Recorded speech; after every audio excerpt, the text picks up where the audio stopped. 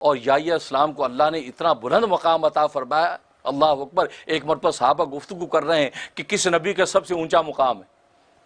کوئی کہتے ابراہیم کا مقام ہے، اللہ ان کو خلیل بنایا۔ کسی نے کہا موسیٰ کا مقام ہے، اس کو اللہ نے کلیم بنایا۔ کسی نے کہا نوح کا مقام ہے کہ جن کی ایک دعا پر اللہ نے دنیا برباد تباہ کر دی۔ یہ باتیں ہو رہی ہیں، رسول اللہ کیا بات کر رہے ہو؟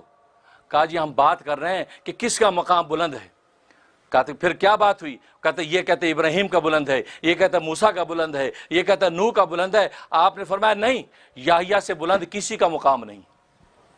فرمایا یحییٰ جو ہے سب سے بلند مقام۔ فرمایا کہ کائنات انسانی کے اندر کوئی بھی شخص ایسا نہیں ہے کہ جس کو گناہ کے حوالے سے ذرا سا خیال نہ آیا ہو، اس سے تھوڑی سی لغزش نہ ہو گئی ہو۔ فرمایا کہ یحییٰ کے علاوہ کائنات میں کوئی بھی ایسا نہیں ہے کہ جس کو گناہ کا خیال نہ آیا ہو۔ یحییٰ وہ شخصیت ہے جس کو کبھی گناہ کا خیال بھی نہیں آیا۔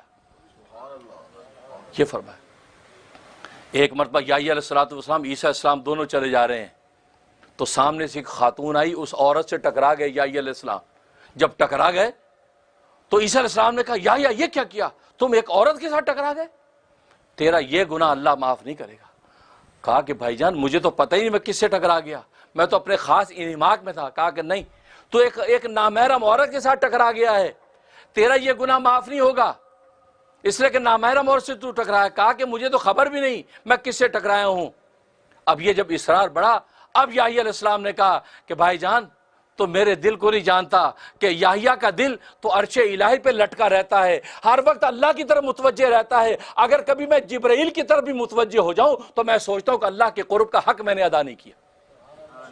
یہ تم عورت کی بات کرتے ہو، تم دنیا کی نالائق کی بات کرتے ہو، اس کا تو تصور بھی نہیں ہے۔ میرا قلب تو عرش الہی پر لٹکا ہوا ہے اور خدا کے دیدار کے اندر منہمک ہے۔ جبرائیل کی طرف بھی نگاہ کرنا میں اللہ کے قرب کے خلاف سمجھتا ہوں۔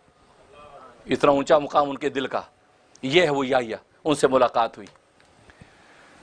خیر ابھی سلسلہ طویل ہے، اللہ سے دعا ہے کہ اللہ تبارک و تعالی ہمیں بھی ایسا قلب صافی عطا فرما دے کہ ہمارا دل ہر وقت اللہ تبارک و تعالی کی یاد کے ساتھ وابستہ ہو، اور یہ دنیا کے علائق یہ سب کے ساتھ ہم بالکل نیچے ہوں اور ہم بلند ہو کر اللہ تبارک و تعالی کے ساتھ وابستہ رہیں۔